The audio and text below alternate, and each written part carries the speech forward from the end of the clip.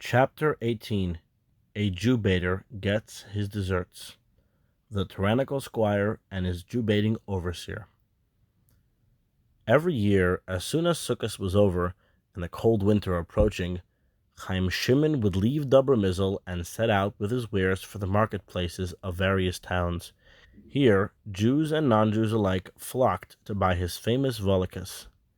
His name had reached even as far as the Dnieper, and many noblemen and government officials of the highest rank sought him out.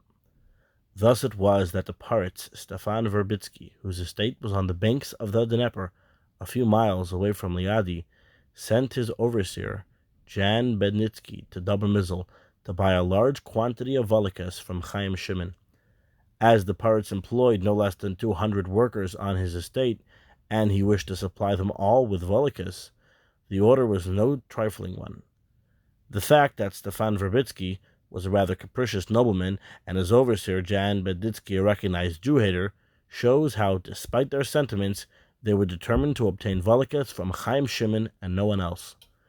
When the latter received this wholesale order, he was very pleased, but as he had not such a large quantity ready immediately, he gave the overseer all he had on hand and promised to deliver the rest of the order on a specific date.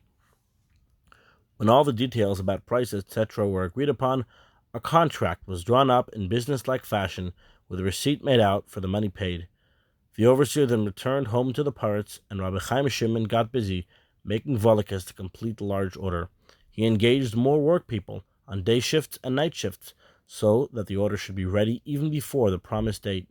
He took great pains to see that the material and workmanship should be of the highest quality, for he knew with whom he had to contend, a crazy nobleman and an anti-Semitic overseer. So he was determined that there should be no possible grounds for complaint.